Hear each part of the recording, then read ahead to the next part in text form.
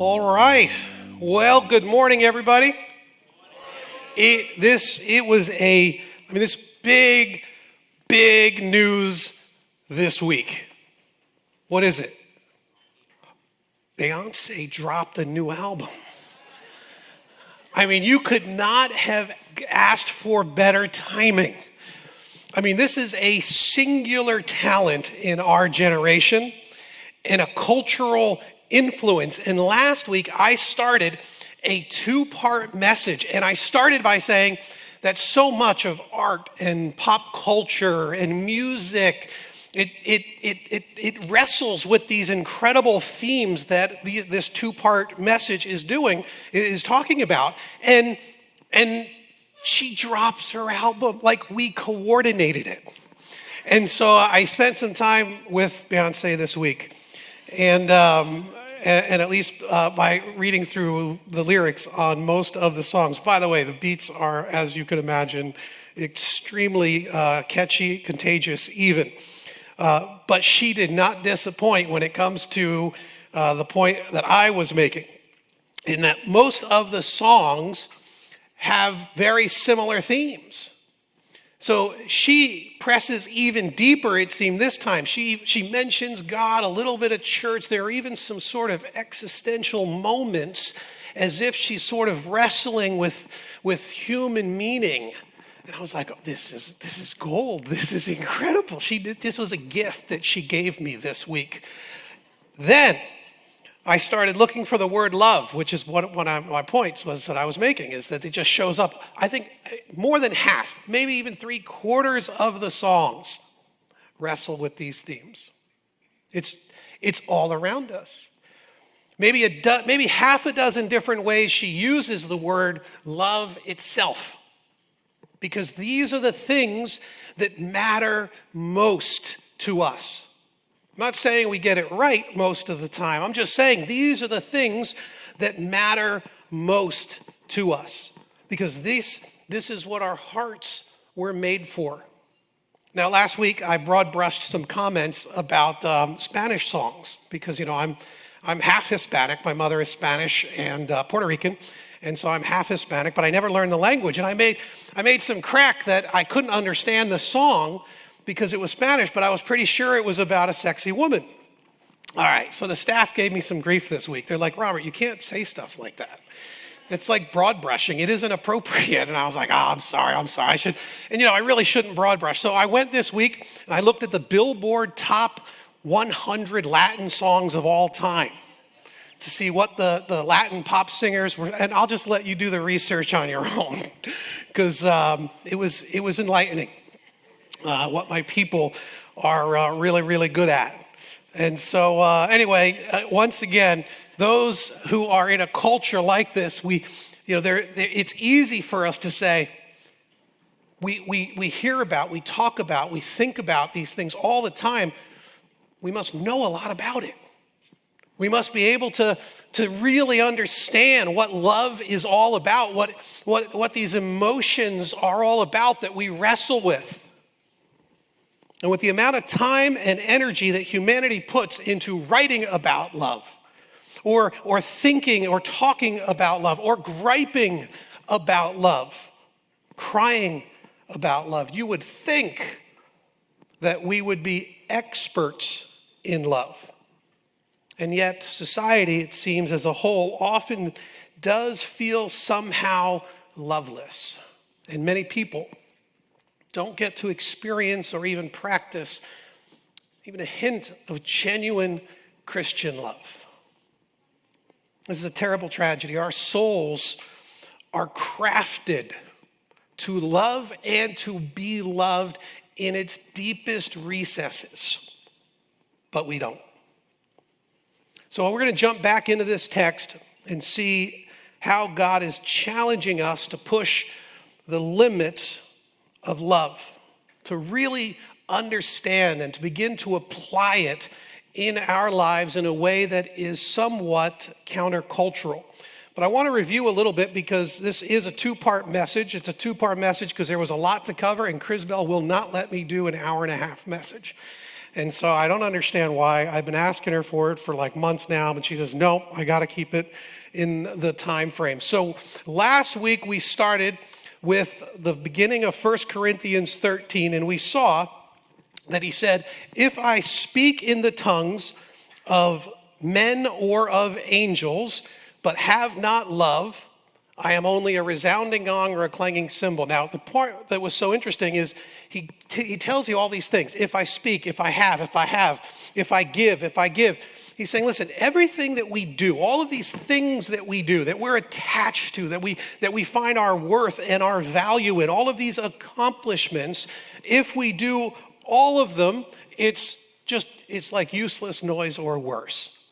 And we talked about it in the context of if you have everything, but you don't have love, you actually end up with nothing. And this is what's so challenging about this particular version of it that Paul gives to us, is that he isn't talking about the selfish, harsh kinds of things. He actually is talking about a whole lot of things that we would consider good things. He's not saying, if you're greedy and if you're immoral, that's terrible and that's useless. He's already established that in the rest of the letter.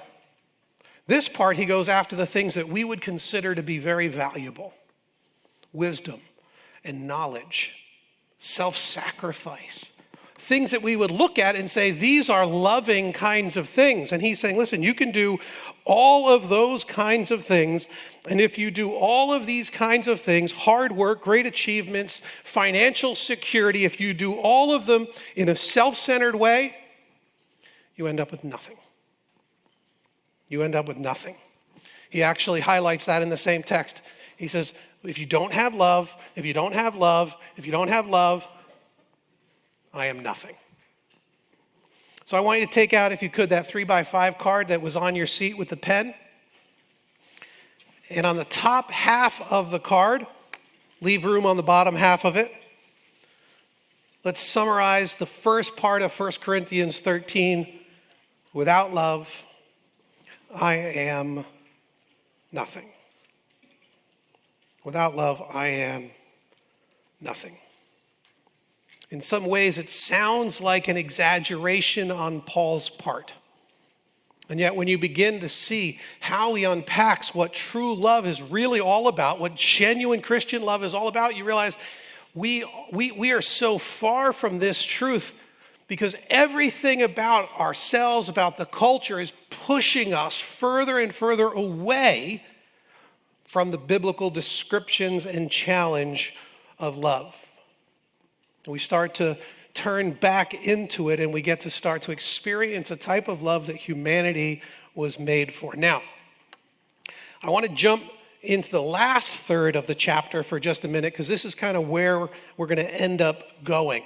And in the last third, he's raising the stakes by reminding us that the only thing that we bring into eternity is genuine Christian love. He says, love never fails, but where there are prophecies, remember, this is good stuff, man, they will cease. Where there are tongues, they will be stilled. Where there is knowledge, it will pass away. For we know in part, we prophesy in part, but when completeness comes, what is in part disappears. When completeness comes, it's talking about the end times. It's when Jesus returns and heaven and earth become one. The kingdom of man and the kingdom of God, they join together, and the new Jerusalem comes down out of heaven, and here we are ruled and reigning, and God is in the midst, and we have no need for the sun anymore because the whole world has been made new. That's when completeness comes. And he's saying that when completeness comes, when Jesus returns, all of these things, even the great things that we value, they end up passing away. They end up disappearing. And that's actually where we are headed as followers of Jesus. In fact, you could say that's what we're doing here, is we're beginning to train for that. We're doing the kind of work and experiencing the kind of life and interacting in the kinds of ways that will mark us for all of eternity.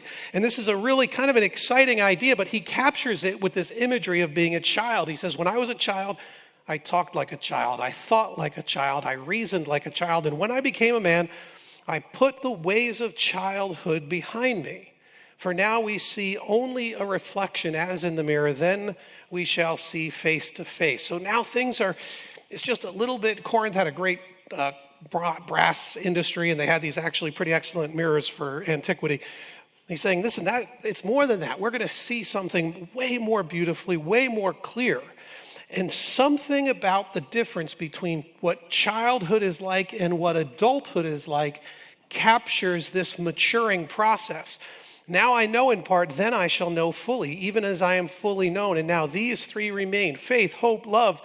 The greatest of these is love. And so when you think about boys becoming men and girls becoming women, what the main shift that takes place, really what a bunch of parenting is about, is trying to get people, our children, little people, to focus on others. This is a big part of parenting. And so from the very beginning, we tell our kids, hey, don't grab that. Hey, you have to share. Hey, listen, you can't just grab everything. Other people are here, You're in a store and a kid's screaming and you're like, no one else is enjoying this. You have to stop that. Look at the people around you. And we're trying to give them an awareness that focusing on others matters. When they get a little older, we're like, hey, you said that thing to your friend, but did you ever think about how they would feel like when you said that? We want you to think about their feelings. We want you to step out of yourself for just a minute and put yourself in their shoes and say, how do you think they felt when that happened to them? A big part of parenting is just this. So this week I've been thinking about this. So I've been on the lookout for ways that we as people have decided not to leave childish things behind. And I found a few. It was 2 a.m. Cheryl and I woke up to loud music. And I was like, I think that's our outdoor speaker. I think somehow our speaker got on, and I think we are waking up the neighborhood at 2 a.m. I was mortified. I was like, I can't believe it. So I jump out of bed. Cheryl's trying to figure out if it's our speaker. I run downstairs. It's not our speaker. I'm so happy. I'm like, okay, all right, I don't need to explain this to the neighbors or blame it on someone else. And so I say, I got to go see who this is because people could think it's us. And so, I walk around the corner down the block because it sounds like it's a few houses down, and I just want to see which of the neighbors is doing this. And then I keep walking. I can't find it. They're not on there. I walk all the way down the street. I get to Cherry Lane. I cross Cherry Lane. I walk over to Old Country Road. I still haven't found it. I'm walking down Old Country Road now. This is 2 a.m. I'm past Trader Joe's. The music is getting louder. Chateaubriand. A raucous party. I mean, the parking lot at DSW, the parking lot at Staples, people were kind of pulling in and out. I was like, this is crazy. I think all of Carl Place could have heard that party that night. I think it was like a Wednesday night or something. It was like midweek or something like this. I was like, wow, this is such an example. We go to the aquarium. There are tour groups. They're screaming at their group. And I know why. They're trying to keep their kids contained, certainly. But there was a guy trying to give a lecture about otters. And you could barely hear what he was saying. This poor guy, he worked on his lecture. He's here for work, and people are screaming around him, and you're like, what is he saying about otters? And, some people want to know about otters. And I was like, but of course, the people who are doing it, they're not even aware. They don't even realize they're stepping on the people that want to know about otters and the people that want to talk about otters because, of course, they're busy doing their thing. Here's the irony on that one. They're doing their thing, which is taking care of other people, making sure they don't lose any kids so they can get back to the parents. Wow, what a competing value we see there. So I park my truck on the street. I got a big truck. I park it in front of my neighbor's driveway on the other side of the street. But my truck's so big, he has to nearly K-turn into his driveway. He can't just make the turn in. He can't back out. He's got to do it 3 times. I'm like, wow. I never know. Let me just park where I want. And, everyone else, the world can just deal with it. Because I'm wrapped up in my own stuff. Humanity is so self-obsessed. You want proof? Spend some time with the Beyonce lyrics. Or just look around when you're driving, when you're at the store, or better yet, look inside. Look inside. It's a challenging and somewhat disturbing look. There was a scholar I was reading this week, and he said that the process of moving from childhood to adulthood was the process of dethroning the self. Dethroning the self. When I think about that, it makes me want to summarize the last part of this chapter by saying, love decenters the self. You're taking the self out of the middle of the story. You're decentering yourself in relation to the world. So take out your card if you would, and on the bottom half, now we have the first and the third great truth from 1 Corinthians 13. Without love, I am nothing. Love decenters the self. Now, I want to blast through a little bit of what we spoke about last week, but if you want any of the cultural or geographic background, you got to check out last week's message. But the point that I had made was that the whole of 1 Corinthians 13 has been pointing to this great truth. 1 Corinthians 13, the love poem. But everything about the grammatical structure of 1 Corinthians was getting us there. So all the way from 11 to 14, these are the outsides of the ring composition. Again, I went over this last week, so I won't develop it too much now. But the structure itself was pointing to this great moment. And even within this, we find a section of 7 different descriptors of love, but in the negative. What love does not look like. This is one of the reasons why scholars say this is a great challenge and a great test for us. We get to think about the things that how Paul is describing love, and we get to say, all right, how do these manifest in my life? What does this look like?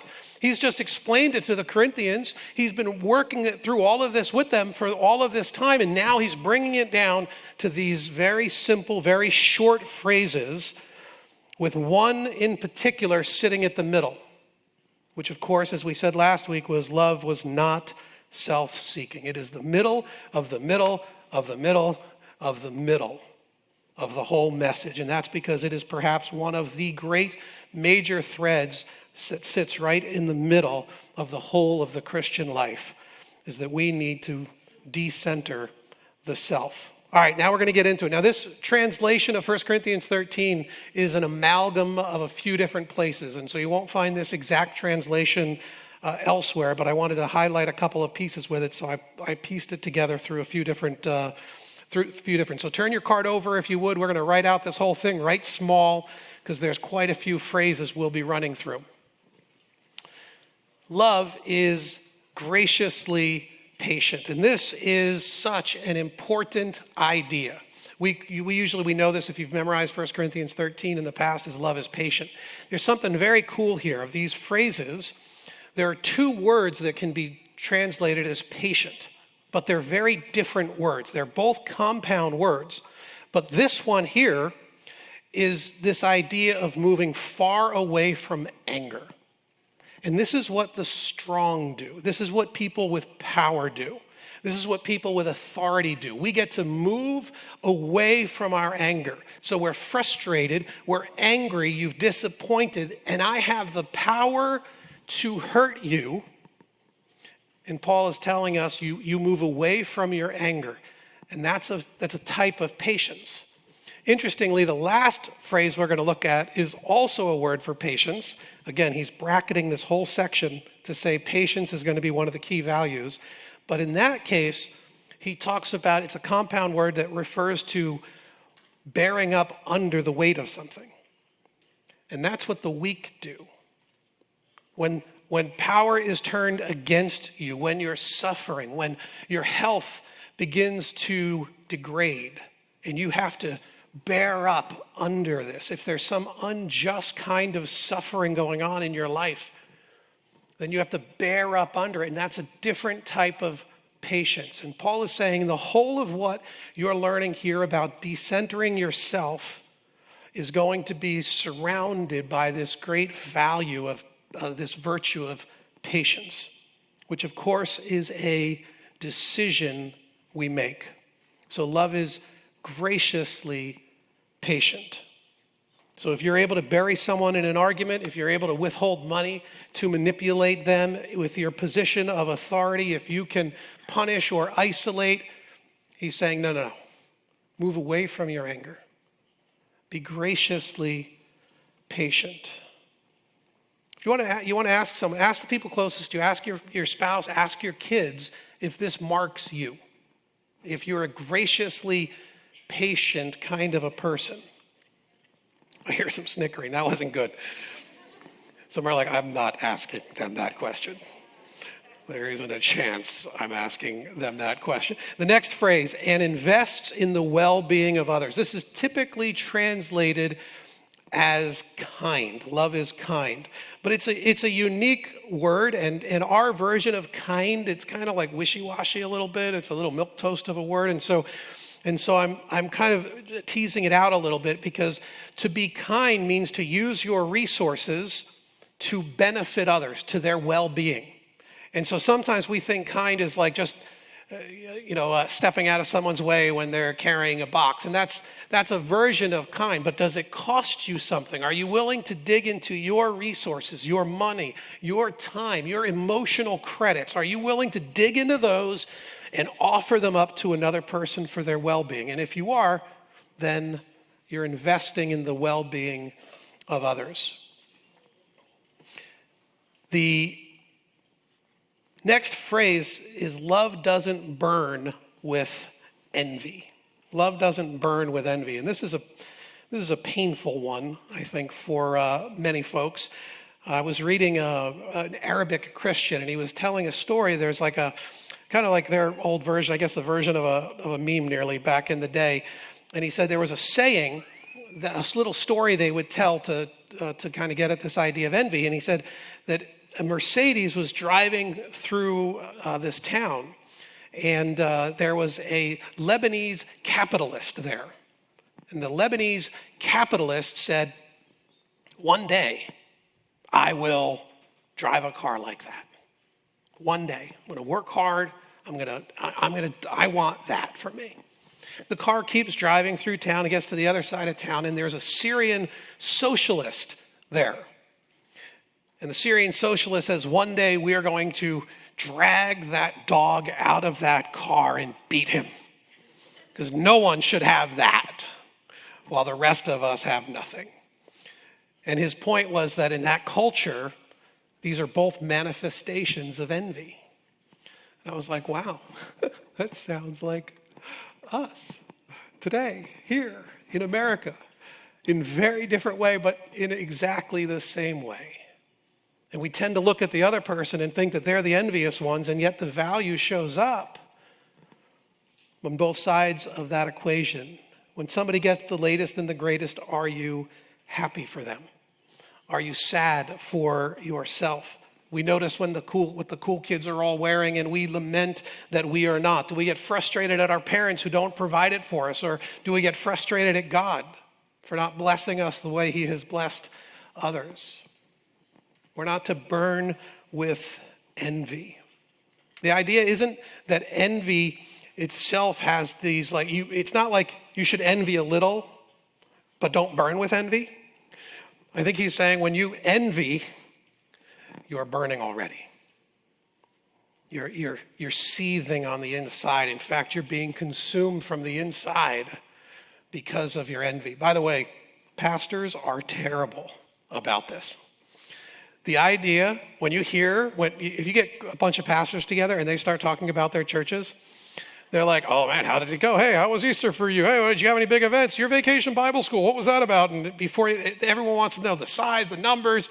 I remember one guy asking me, what is the per capita giving? I was like, I don't know. We don't track stuff like that. You guys track a lot of stuff. I'm like, I don't even understand the metric. But there is such a tendency that we have in every part of life. He says, love doesn't brag and isn't puffed up with its own importance. That's the next one. It doesn't brag and isn't puffed up. The idea here, of course, is fairly straightforward, but I think it's helpful for us to think about how to diagnose it in our own lives. And so if someone is telling a story, are you able to thoroughly enter into it and enjoy that story, or are you thinking about your great story? Are you already kind of loading up your story? If somebody tells you a version of a story and you have one that's like it but just a little better, it's irresistible, isn't it? Let me just oh yeah, that was good, but you should hear what happened to me. I think he's telling us, this isn't what love does. It's so easy for us to find ways to self-promote. I think if you want to have a quick diagnostic as to whether we are puffed up with our own importance, we can ask the question as to whether or not we can say, I'm sorry. These feel related to me. If you know you've done something wrong, are you able to just say, you know what, that is wrong. That was rude. That was mean. I should not have done that. And I'm sorry. Because if you're not able to say that, you might be puffed up with your own importance a little bit. You might have this game where you say, yeah, I might have messed that up, but they messed up this. And that was such a serious offense to me. Because of the seriousness of their offense, I'm not going to move into that place where I'm the one saying I'm sorry, unless you're saying you're sorry in order to force them to say they're sorry.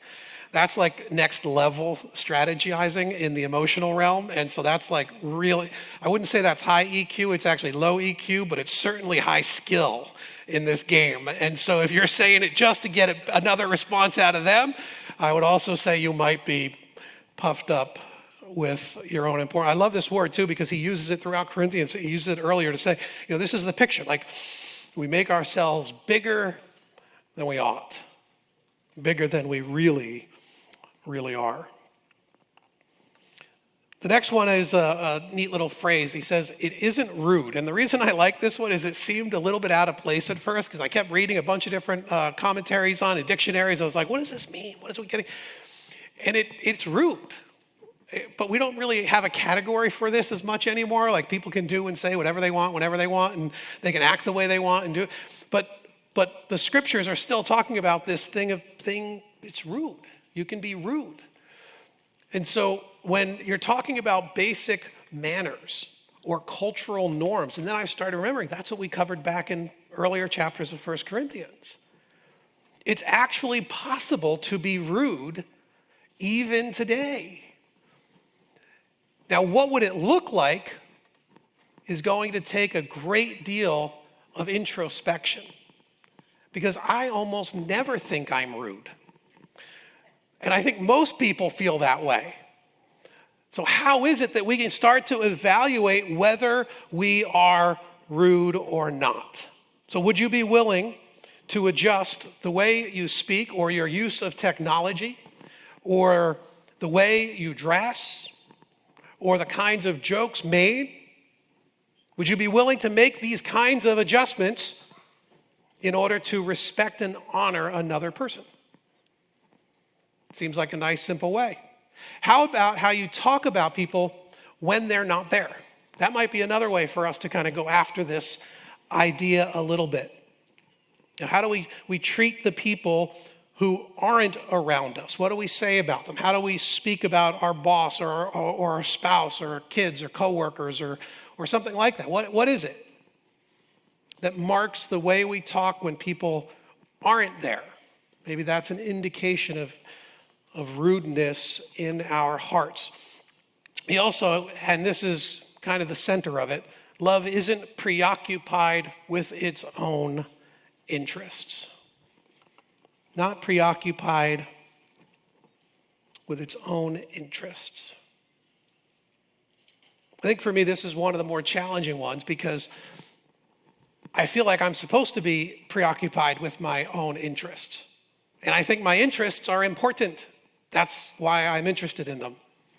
And so if I'm doing these things, it feels like I ought to be doing these things. And if I'm doing them for work, if I'm doing them for Beacon, if I'm doing them for my family, even more so, it's not even me anymore. I'm doing it for others. And so it was Saturday morning, and I set aside a few hours to continue to work on the message, and I had a lot going on that day. My task list was very, very long yesterday. And a lady is walking her dog down the street. And my dog, Pepper, she runs out, she starts barking.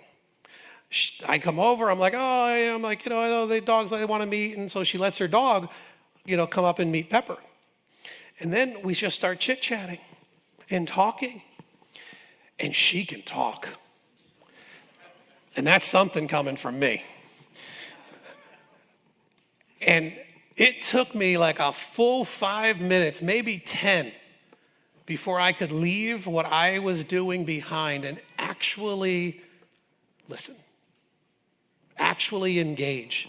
I was literally writing a message on not being self-interested, and I could not stop thinking about my stuff. And when I did, finally, it kept intruding back in, by the way, we had this beautiful conversation. And I have a complete stranger opening up and telling me a life story. And I was like, wait, is this a glimpse of what the world ought to look like? Maybe even what the world would look like if even just followers of Jesus would begin wrestling with this one great idea that genuine Christian love is not preoccupied with its own interests. This applies to our politics, and it applies to how we work and how we respond when our accomplishments will go unnoticed, or whether or not we're constantly thinking, what's in it for me? Are people a means to an end? It impacts all of these things. And then he says to us, love isn't irritable. So are you gracious with those that you disagree with? When your coworkers or your boss takes credit for that thing you did, do you fly off the handle, even if it is behind the scenes? When somebody makes a mistake, what does that do to you inside? Do you easily get frustrated when you're listening to a situation and no one's taking your advice? Now I'm irritated. He says it keeps no record of how it's been wronged. This is an accounting term, by the way. So he's saying, we're not making lists. We're not keeping track. We're not trying to balance out the spreadsheet. Keeps no record of wrong. If it is hard for you to forgive, if you live by the motto, I don't get mad, but I get even, when you're in an argument and you can't help but keep rehashing the past, you might be keeping an accounting of how you have been wronged. He goes to tell us here, he doesn't find wrongdoing pleasurable, but joyfully celebrates the truth. And I think this would apply to all types of entertainment, the things that we fill our minds with, the things that we celebrate in another person's downfall. It's seeing wickedness or evil, wrong, these hard things around us, and us saying, that's all right. When you see a political rival crash and burn, and you smile instead of mourn at evil in the world. I think that's what he's trying to get at here. We find wrong, what love doesn't find wrongdoing pleasurable. Then he has this quick little series at the end. They're all linked together grammatically. He says, It never stops protecting. And this is an idea that has a covering over it. And so, sometimes we talk about this idea that love covers a multitude of sin. It's a very biblical idea that there is a way that we can actually turn away from and turn aside from. In some ways, we can just let the love that we have for the people around us just cover. And we're protecting the community and we're protecting the relationships. We let our love cover. Never stops protecting.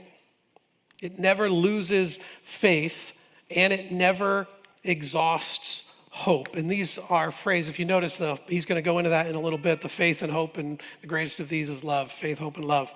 And so he's starting to end this section here by saying, listen, there is a way that we will trust in God through all of this. There is a way for us to hold fast, to remember that he is the author and the finisher of our faith. There is, when you are helping someone and they continue to fail you, when you've invested in them and they continue to disrupt the relationship, this kind of love says, I'm going to continue to have faith and I'm continue to have hope. I'm going to continue to sit in this space with God that says, you are a good God and you are powerful and you can do incredible things in this person's life. Never exhausts hope. It never gives up. That's that word that I started with when it talked about patience. It's the one that bears up under anything that presses down hard upon you. And so here is the gist of what Christian love looks like. This, while considered one of the greatest statements of love ever written in literature, it captures for us a distinct and genuine Christian type of love that is as deep as it is wide. And I think it's helpful for us to realize that in its context, this would have been seen by the Corinthians as a near diagnostic tool. He had already explained all of the ways that they had violated these norms, and now he's framing for them a way of living among the people of God and as people of God in this world. And he's saying, this is what we could be. This is who we could be in this world. Others have noted that you could put the word Jesus in every time it says love, and this is Jesus walking off the pages of the Bible for us. This is who he was, and it's how he lived, and it's why we get to follow his example. And so I want to encourage you. It was years ago, I remember Max Lucado saying that we cannot wait for tomorrow. We are always responsible to do something today, because every day is today. And the greatest enemy we have is the promise of someday. Because we tell ourselves that someday I am going to do this. Someday I'm going to write that apology. Someday I'm going to pick up the phone and call that person. Someday I'm going to put my stuff aside and enter fully and completely into this moment. Someday I'm going to figure out what it means to live below my means so others can have what they don't currently have someday. And we use this promise of someday to do nothing today. Lucado, he was saying the problem with this is, of course, we already know it. Someday is often the enemy of extravagant and risky love, because someday will often never come. Today is the only day that we have. It is the only day that we are promised. So we have to invest the time and we have to do that thing and we have to live that way, knowing full well that we are maturing into the type of love that Christ has modeled for us and that he has promised to make real and manifest in our hearts through the power of the Spirit. So let's do that more and more as the people of God, as the community of faith, that we might show the love of Christ to a world that is in desperate need of it. Would you pray with me? Lord, what we're asking here is that we would take this incredibly deep and rich truth about your heart, about your nature, about what you value, and we would begin to apply it more and more. Father, when we have tasted of these things, we have known that it was good. When we've experienced these things, it has brought a deep-seated joy. Even in the midst of hardship, Lord, when we experience these things, we go, this is the way it ought to be. This is right. And when we press against the values of our culture, not with hostility, but Lord, when we press against them with your kind of love, we see lives get put back together, and we see marriages strengthened, we see kids built up, we see communities get to be turned around. I pray, Lord, that we would use these great truths, that we would commit them to memory, that we would keep this card until these truths are woven through our souls, where they become second nature, the reborn nature, the nature that the Spirit is creating in us as part of who we are meant to be. I'm praying, Lord, that you would do this individually, you would do it as a community, and that together we would strengthen and encourage each other toward this great end. We pray it in Christ's name. Amen.